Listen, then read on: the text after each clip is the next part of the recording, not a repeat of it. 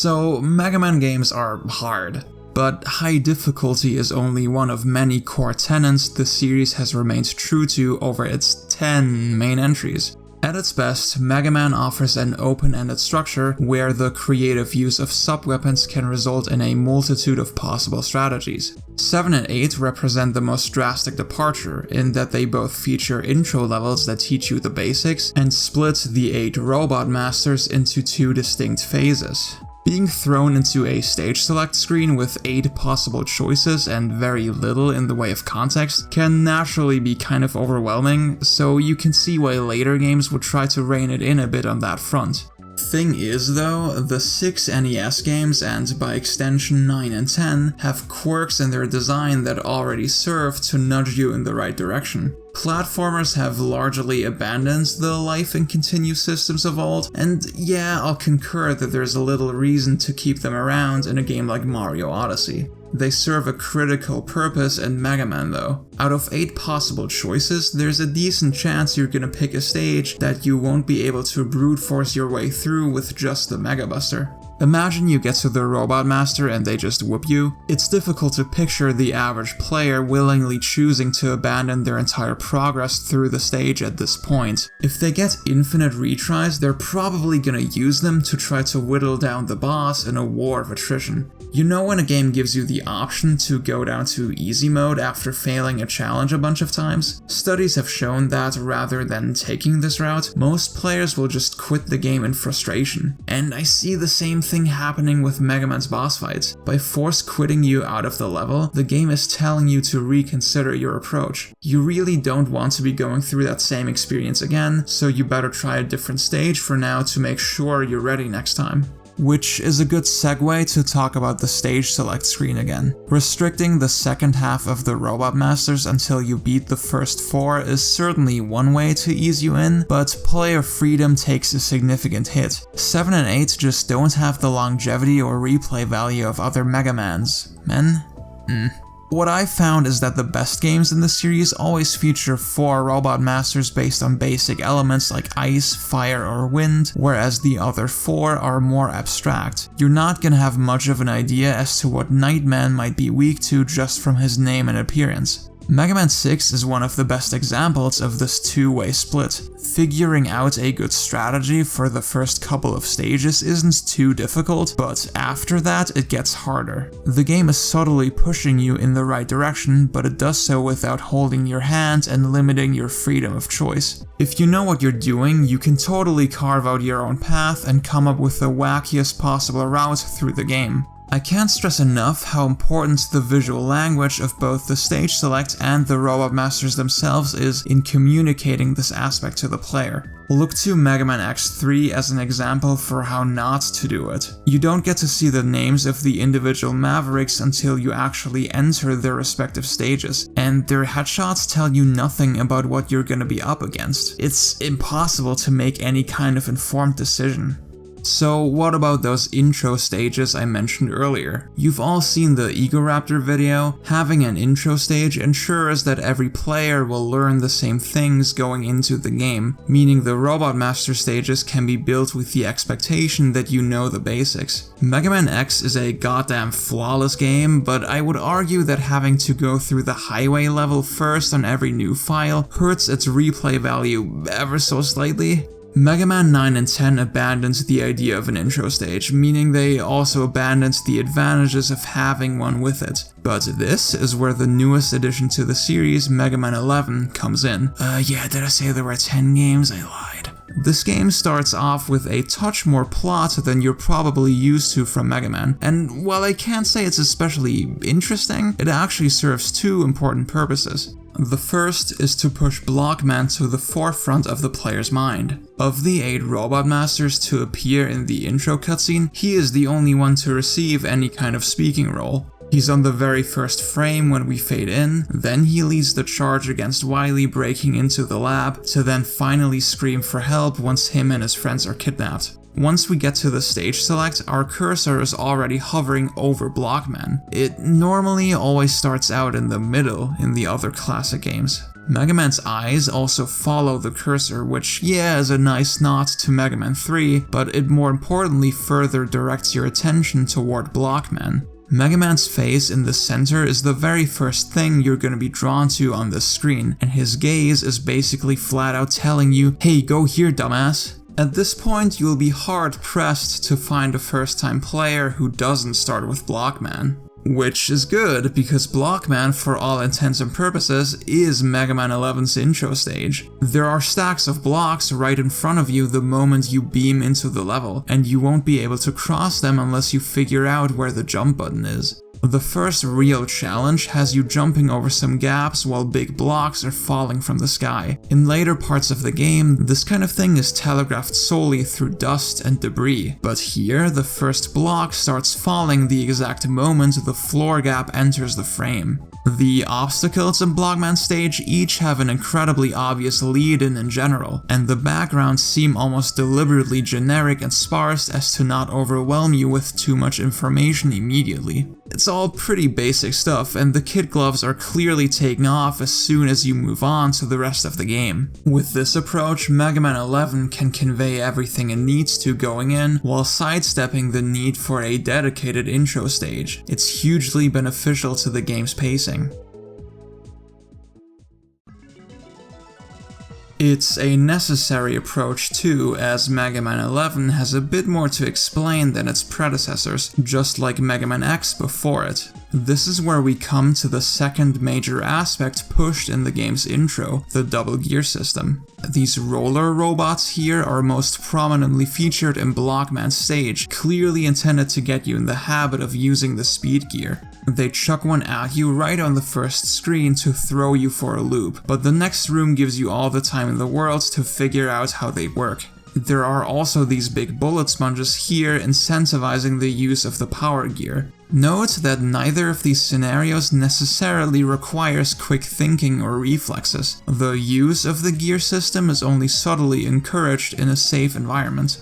I think a lot of people assumed from the trailers that using the gears is like the noob option, but there's a little more to it than that. It's not even just a mechanic, but instead heavily integrated into Mega Man 11's plot. You pop in the disc, and from the first frame onward it's established what a game changer the double gear system is. It not only furthers the relationship between Light and Wily, it also builds up the latter as an insurmountable threat. Light goes on to say that making this power his own is the only way for Mega Man to even stand a chance against Wily. Also note that the game's subtitle is Gears of Fate in Japan. I thought that was kinda cool. And once you get into the actual game, it turns out that there's a lot of truth to that. I'll have to spoil the boss of the first Wily stage to make this point, but just keep watching please. The Yellow Devil is back, and he's received a power boost since his first appearance in the original Mega Man. He has a whole new phase, and that's all fine and good, but the key here is how his body particles or whatever actually move faster this time. In the first game, they take 53 frames to travel from one end to the screen to the other. In Mega Man 11, it's 41 frames. That's 20 milliseconds faster, which is not insignificant when the timing was already so tight. Dodging this onslaught just like that is possible if you're like, good at games, but the idea here is obviously to slow down time to make it more manageable. It's good that we have this direct point of reference between Mega Man 11 and one of the older games, because it's indicative of the former's design on the whole. These are some of the toughest stages and bosses in the series, and there are a lot of new kinds of challenges designed to lean into the gear specifically. I already mentioned the rollers, but Block Man himself is worth taking a look at too. His power form has these long windups, which would be kind of hard to explain in 2D, but also a lot more difficult to read without the help of the speed gear. Then there's this section here in Blast Man stage. The explosions will catch up with you if you just run across normally, and while you can use Rush or the pile driver, the idea is obviously to slow down time. Ultimately, there isn't anything here I would call unfair, which is also true for the previous games, mostly. But while every obstacle does have some form of telegraphing in advance, expecting players to pick up on it all immediately can be a little much, So the way Mega Man 11 tightens up the challenge even further seems kinda harsh, doesn't it? If they only made the game harder to justify the inclusion of the gear system, why was that inclusion even necessary in the first place? Let's go back to the Yellow Devil example. In the original Mega Man, this is a fight so absurdly difficult that the vast majority of players will likely opt to just cheese it with the pause trick, and the powered up remake had to slow things way down just to make it fair. Mega Man 11 then takes the exact opposite approach. Instead of neutering the challenge the series is known for to make it more palatable for a 2018 audience, Mega Man's capabilities are expanded to even the odds. The Yellow Devil is still gonna make you want to tear your hair out on your first try, but having so much time to react to his attacks and being able to take huge chunks out of his health bar by using the power gear at the right moment makes it feel like much more of a fair challenge. I stand by what I said previously. Even though Mega Man has always done a good job providing clues and signposts in the level design, there's still going to be a lot of trial and error involved for the average player just to make it to the end. Mega Man 11 features some of the longest stages in the series while still retaining the life system that's so crucial to this free-form structure. Something had to change to give you more of a fighting chance and make the game more accessible to new players. The double gear system is just that. It gives you the extra time you need to react, and it can also serve as a quick power boost for when you're in a bind. Whether or not the gears are required to get through the game isn't really the point. Rather, the way hazards and enemies are configured is just difficult enough to naturally get you to use it. I said before that most players will likely look at this mechanic as a crutch, so by, for example, making the Yellow Devil faster, the designers are instead trying to get you to accept it as a core part of Mega Man's moveset.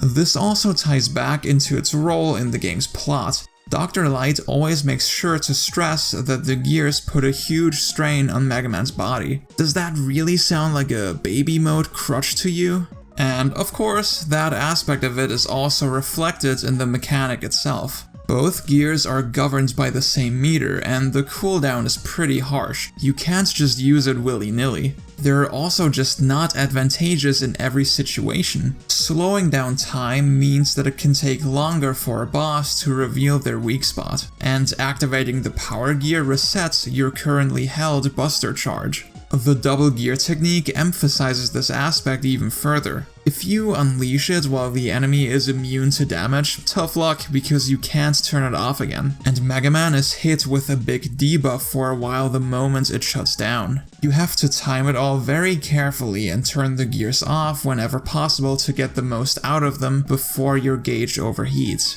See, what's so brilliant about the double gear system is that it doesn't decrease the game's difficulty in a linear way. There's skill in using it. Mega Man 11's challenges generally lean into the mechanic extremely well, but even when a section seems totally doable with just the buster, using either gear will still let you eke out an advantage. The sub-weapons are already so good in this game, but throw the power gear into the mix and you've blown the door wide open for creativity and experimentation. There's even an upgrade that lets Mega Man move at normal speed while his time powers are active, which isn't actually advantageous in a lot of instances, but makes the speed gear such an attractive option for speedruns.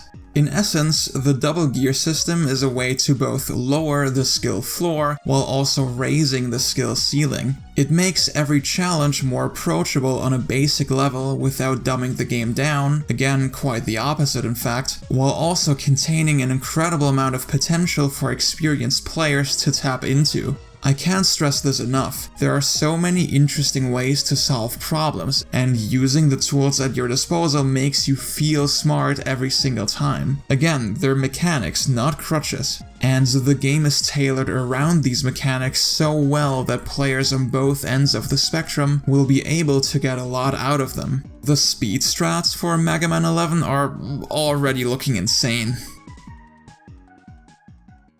Which is exactly what I want out of this series. In an era where everything has to be a collection of bite-sized challenges with infinite retries and limited mechanics, it's heartening to see Mega Man remain true to itself. Mega Man 11 respects all of the core tenets I mentioned going into this video, expanding the sense of tension and avenues for creative play the series has always been known for. And it does so while still finding ways to provide a greater sense of fairness that don't betray its core identity. You get the strong sense that this is a team that's really had the time to refine and perfect the formula. The balance and utility of the different sub-weapons and the way all the stages flow into each other approaches Mega Man X levels of perfection. The shop provides a helping hand for those who want it without totally trivializing the challenge, and the way items are redistributed depending on your selected difficulty or how enemies are rebalanced on superhero mode is nothing short of brilliant. Between all the classic Mega Man games, 11 might just be the best one, and that's very high praise.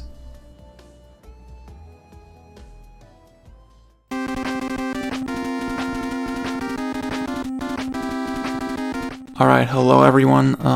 I initially forgot to record any kind of outro for this video, so I'm just doing it now real quick with my new mic. What you're hearing right now is a new mic I bought, with an audio interface and everything. So that's really cool. It's not really properly set up or anything right now. I'm just talking into it real quick. Yeah. I hope you enjoyed this video. It took me way longer to get out than it should have. The only thing I want to say at this point is that it really helps me out if you share it with your friends and give it a like. And, you know, subscribe if you want to. There's gonna be more. There's always gonna be more. Yeah. Bye.